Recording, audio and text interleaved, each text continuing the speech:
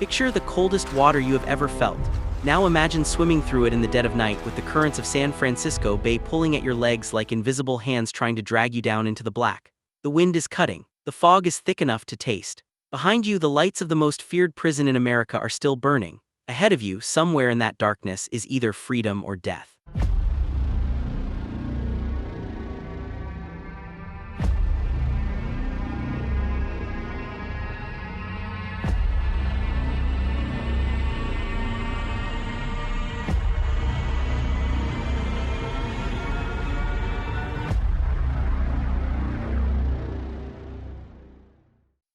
And the only thing keeping you going is the knowledge that you spent months, building this moment piece by piece, lie by lie, night by night, with nothing but your hands and your desperate, burning will to survive. This is the story of Frank Morris, John Anglin, and Clarence Anglin. This is the story of the night that shook the United States Bureau of Prisons to its very foundation. This is the story of the escape from Alcatraz, the one that was never supposed to happen. The one that, to this day, no one has been able to fully explain. The one that still keeps investigators awake at night, decades after the Bay swallowed the last trace of 3 men who refused to accept that their story was already written for them. Let's go back to the beginning, because to understand how they got out, you first have to understand what they were getting out of. The island sits in the middle of San Francisco Bay like a gray fist raised against the sky. Alcatraz. The name itself carries weight, a strange, heavy kind of weight that you feel in the chest rather than hear with the ears. Before it was a federal penitentiary, it was a military fort, a place where soldiers were kept in line by the cold and the isolation. Before that, it was a rock, just a rock, a barren, wind-scraped, fog-drenched rock that the Spanish named after the pelicans that nested there. But then the federal government looked at that rock in the middle of that cold, merciless bay and thought, yes, that is exactly the kind of place we need. That is exactly the kind of place where we can put the men that every other prison has given up on. That is exactly the kind of place where escape becomes not just unlikely, but philosophically impossible. And for a while it worked. Alcatraz opened as a federal penitentiary in 1934, and from the very first day it wore its reputation like armor. The rules were iron, the cells were small. The corridors were narrow and gray and watched by guards who had learned not to trust anyone about anything. Prisoners were given 4 basic rights: food, clothing, shelter, and medical care. Everything else, everything, was a privilege that could be taken away. Talking was restricted. Movement was controlled. The idea was total systematic dehumanization, not through cruelty, at least not officially, but through the grinding, relentless removal of all the small dignities that make a person feel like a person. You were not a man in Alcatraz, you were a number. You were a problem that the federal government had decided to store on a rock in the middle of cold water until the problem went away. The most dangerous men in America passed through those gates. Al Capone did time on the island and left a broken, syphilitic shadow of himself. Machine Gun Kelly walked those corridors. Robert Stroud, the Birdman, spent years in isolation there. The prison held bank robbers and murderers and men who had escaped from other prisons so many times that the authorities simply ran out of ideas. Alcatraz was the idea. Alcatraz was the last idea. You came here when there was nowhere else to send you, and when you arrived, you were supposed to understand in your bones, in your gut, in the part of you that still remembered what freedom smelled like, that it was over. That chapter of your life was finished. 14 escape attempts were made between 1934 and 1963. 23 men tried to run. 36 men in total across all attempts, including some who tried more than once. Most were caught within hours, some were shot. 5 disappeared into the bay and were listed as drowned, their bodies claimed by the current and the cold. The official record of Alcatraz was clean. Nobody had ever successfully escaped. Nobody, not one person. That was the story the Bureau of Prisons told the world, and the world believed it, because the evidence seemed to support it. The island was surrounded by water that averaged 55 degrees Fahrenheit. The currents were some of the most treacherous on the entire Pacific coast. The distance from the island to the nearest shore was almost a mile and a half. Even a strong swimmer in perfect conditions had only a narrow window before hypothermia began shutting the body down system by system. Alcatraz didn't just hold men through bars and guards, it held them through geography, it held them through physics, it held them through the cold, indifferent mathematics of water and current and distance. And then Frank Morris arrived. Frank Lee Morris was not a large man. He was not physically imposing in the way that prison mythology tends to favor. He was lean and quiet and watchful, with eyes that moved through a room and cataloged everything they passed without appearing to look at anything in particular. He had been in and out of institutions since the age of 11. Orphaned young, raised in foster homes and juvenile facilities, he had spent more of his life behind walls than outside them. But here is the thing about Frank Morris, that the walls had never been able to contain his mind. Intelligence tests administered during his incarceration recorded his IQ at somewhere between 133 and 140. To give you a sense of scale, the average IQ is 100. An IQ of 130 or above places you in the top 2% of the population. Frank Morris, career criminal, lifelong prisoner, number AZ1441 on the rolls of Alcatraz Federal Penitentiary, had a mind that belonged in a university. Had his life gone differently, had the foster homes been warmer or the opportunities been present or the luck broken in another direction, he might have been an engineer, a scientist, an architect. Instead, he became the man who broke Alcatraz. He arrived on the island in January of 1960 after escaping from a Louisiana state prison, which was itself after a string of bank robberies that had taken him across multiple states. He was the kind of prisoner that made administrators nervous not because of his violence but because of his patience. And patience was exactly what the plan required. The Anglin brothers came from a different world. John and Clarence Anglin were from a large, close-knit family in Georgia, one of 13 children born to a family of migrant farm workers who followed the harvest up and down the eastern seaboard. The brothers were inseparable, the kind of tight bond that forms between siblings when the world outside the family feels uncertain and cold. They had robbed banks together, been caught together, escaped from other prisons together. They were not master strategists in the way that Morris was, but they were tough and loyal and willing. And when Morris began quietly, carefully assembling his plan, the Anglin brothers were exactly the kind of partners he needed. A fourth man, Alan West, was also part of the original plan. He worked alongside the others for months, digging and building and preparing. In the end, on the night it finally mattered, he couldn't get himself through. His preparations weren't finished. He was left behind while the others went into the water, but we'll get to that. The plan took shape slowly, the way the best plans always do, not through sudden inspiration but through careful, incremental observation. Morris studied the prison the way a chess player studies a board. He noted the guard rotations, the sight lines, the moments when attention wandered. He noticed the ventilation system that ran through the back of each cell block, and he noticed something that the prison administration apparently hadn't noticed in quite some long time: the concrete around the ventilation grills at the back of the cells was aging. Alcatraz sat in an environment of constant salt air and moisture. Concrete ages poorly in those conditions.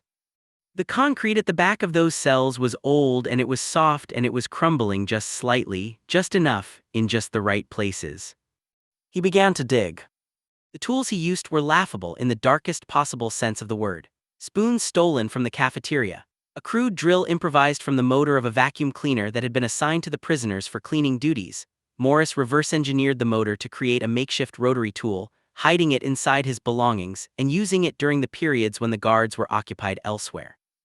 He worked at the concrete around the ventilation grill in his cell during the hours after lights out, using music to cover the sound.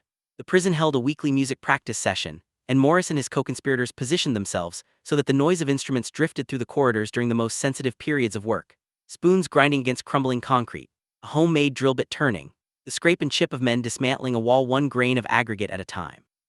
And then there was the dummy heads. This is the part that people remember, the detail that has become embedded in the mythology of the escape with such firmness that it almost feels like fiction.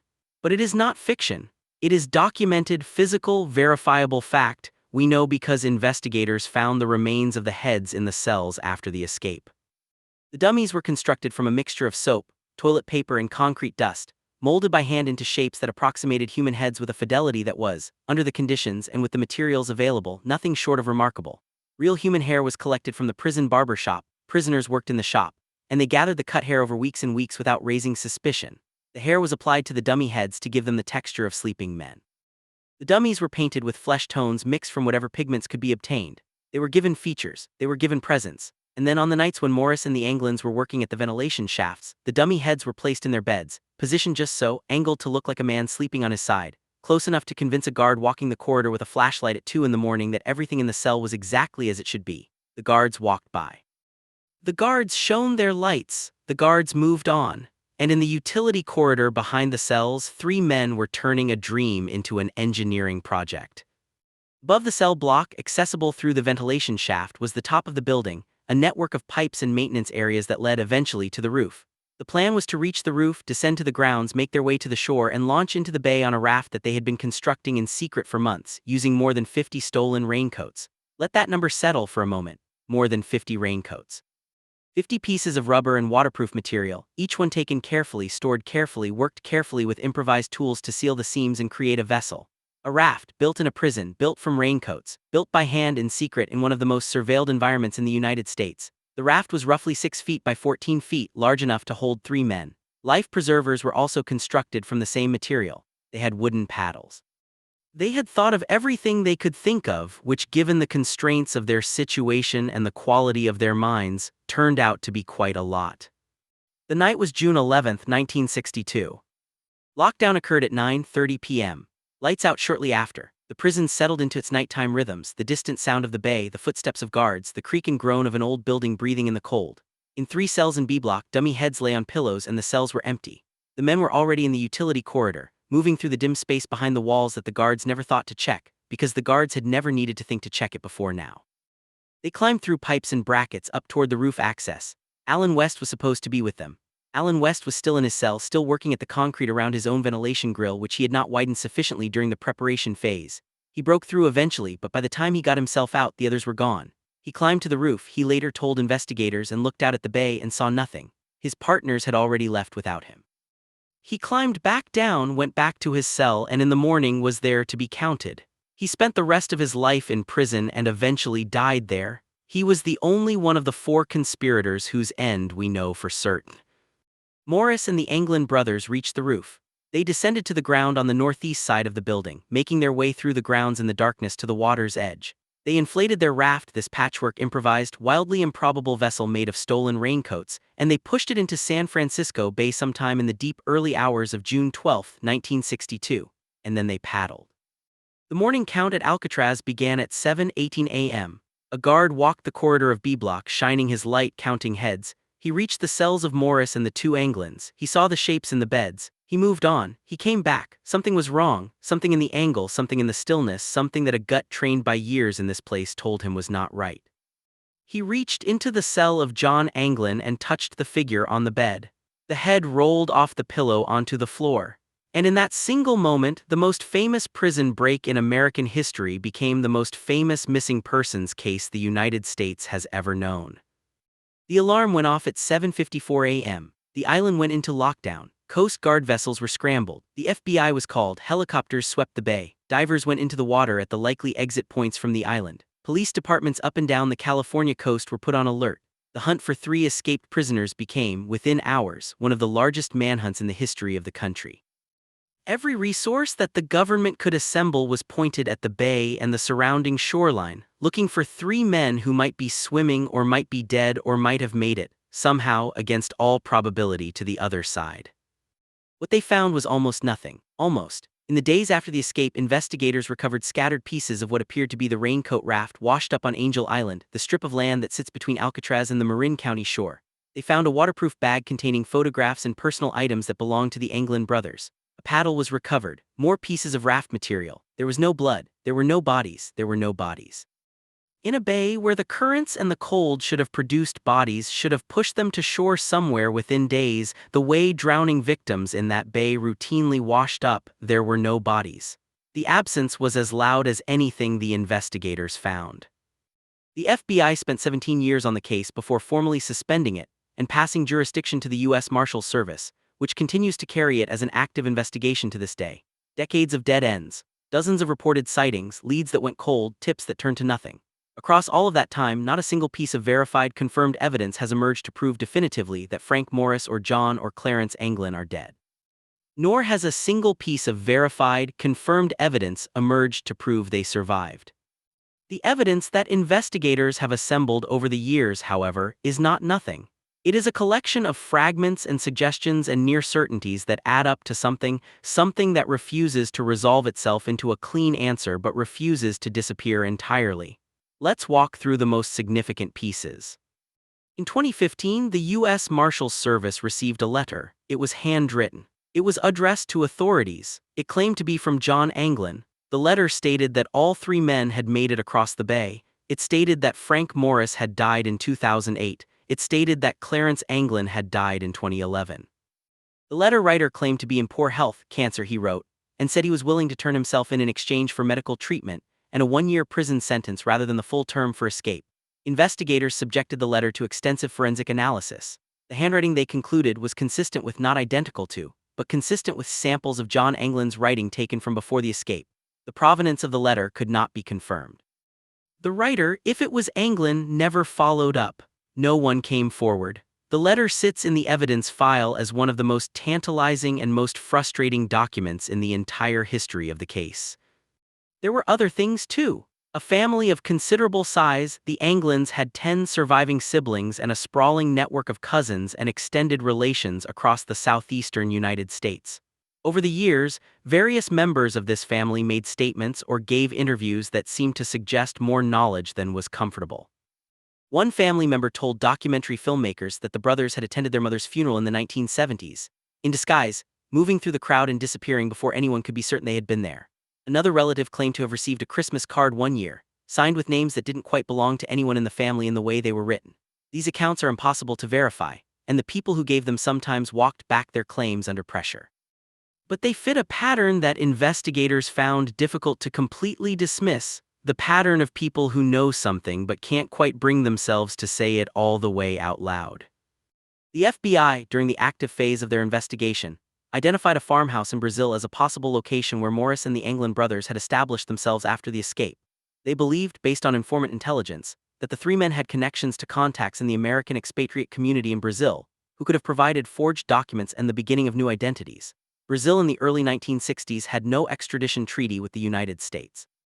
It was warm, it was distant. It was, for a man willing to disappear, one of the better places in the world to do it. The FBI tracked these leads as far as they could, but they reached a wall they could not break through. The physical evidence from the escape itself was subjected to analysis by multiple teams of researchers and scientists over the decades. The most significant reassessment came from a 2014 study by Dutch researchers at Delft University of Technology, who used sophisticated hydrodynamic modeling to reconstruct the conditions on the night of June 11, 1962 in San Francisco Bay. What they found was significant. The escape took place in the early hours of the morning. The men almost certainly entered the water between midnight and 2 a.m. The tide conditions that night were favorable in a very specific and somewhat rare way. The currents at that hour on that date would have pushed a raft launched from the northern tip of the island not toward the dangerous open water of the bay's entrance but across and toward the Marin County headlands, the shore north of San Francisco. The researchers calculated that if the men paddled at even a modest pace and maintained a reasonable heading, they had a realistic, viable chance of reaching shore before hypothermia became incapacitating. A realistic, viable chance, not a certainty, not even a probability in the simplest sense, but a genuine, physically grounded possibility. The water conditions, the current patterns, the timing, all of it lined up in a way that, on that specific night, was more favorable to the escapees than anyone at the time appreciated or gave credit for. And they were tough men. People forget that sometimes in the fog of mystery and mythology. They were not theoretical escapees. They were not men who had spent their lives in comfort. Morris had been in institutions since childhood. The Anglins had grown up doing hard physical labor, following crops through brutal seasons, sleeping in the kind of conditions that most people would consider uninhabitable. They were lean and strong and accustomed to discomfort in a way that the average person simply is not. 55-degree water is brutal, but it is not instantly fatal to a man in good physical condition with a flotation device and the will to keep moving. It has never been impossible. It has only ever been very, very hard. Here is what we know, stripped to its essentials. 3 men escaped from Alcatraz Federal Penitentiary on the night of June 11, 1962. They were never recaptured, their bodies were never found, no confirmed evidence of their deaths has ever been produced, no confirmed evidence of their survival has ever been produced. The investigation remains open, the mystery remains unsolved. Here is what we can reasonably speculate, based on everything that has been gathered and examined and argued over in the decades since. The escape plan was, given the constraints under which it was designed and executed, a work of genuine genius. Morris in particular demonstrated an intelligence and a patience and a capacity for systematic problem-solving that would have distinguished him in any field he had chosen to enter. The plan addressed the main barriers, the wall, the guards, the water, with solutions that were crude in their materials but sophisticated in their conception. The dummy heads were not just a clever trick, they were a deep understanding of how surveillance works and where its weaknesses lie. Guards on night rounds are not looking for deception, they are looking for confirmation of what they expect to see. A shape in a bed in a dimly lit cell, seen through bars at a glance, is confirmed as a sleeping prisoner by every habit and expectation the guard carries with him. Morris understood that. He built against it. The timing of the escape appears to have been chosen with awareness of the current conditions. though whether this was scientific calculation or fortunate coincidence remains unknown. The preparation, the raincoat raft, the life preservers, the paddles, suggests a group that thought seriously about the water crossing and intended to survive it, not simply to throw themselves into the bay and trust to luck. These were not desperate men making a desperate gamble. These were careful men making a calculated attempt at something they had reason to believe could work. Whether it did work, whether Frank Morris and John and Clarence Anglin emerged from that cold black water onto a shore somewhere in Marin County and walked away into the morning and the rest of their lives, we cannot say with certainty. But consider this: the absence of bodies in a bay where bodies reliably wash up, the letter that may have been written by John Anglin, the family sightings that are too consistent and too specific to be entirely invented, the hydrodynamic modeling that places them with a reasonable probability on the correct side of the water, the fact that in 60-plus years, not a single shred of verified evidence has placed any of them in a grave. Sometimes the absence of evidence really is evidence of absence. Sometimes it means the thing you're looking for simply isn't there because it never happened. But sometimes it means that three very smart, very tough, very desperate men did something that everyone said was impossible, and then they kept on doing the impossible thing, which is not getting caught for the rest of their natural lives. The Bureau of Prisons always insisted that no one successfully escaped from Alcatraz. Technically, they are still correct. Technically, the escape is classified as an escape attempt, unresolved rather than a successful escape, because success cannot be confirmed without proof of survival. But there is something almost poetic in the darkest way about the fact that the same absence of proof that keeps the official record clean is the absence of proof that makes the possibility of survival permanent. You cannot prove they made it, you cannot prove they didn't. The mystery holds both possibilities inside it simultaneously, and because it does, the story will never close. As long as there is no body, there is a man.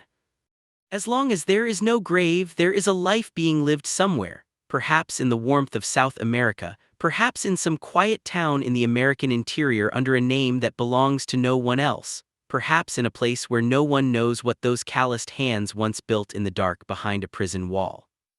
Frank Morris would have been in his 90s by now if the letter is to be believed and his death in 2008 is accurate. John and Clarence Anglin would be in their 80s and 90s if the letter's account of their deaths in the years after 2008 is true. If none of the letter is true, if they all survived long past the letter's claims, they would still be old men sitting somewhere with 60 years of secrets, and the knowledge that they pulled off the greatest, most audacious, most improbable escape in the history of American incarceration. There is a thing that happens to great mysteries: they become larger than themselves.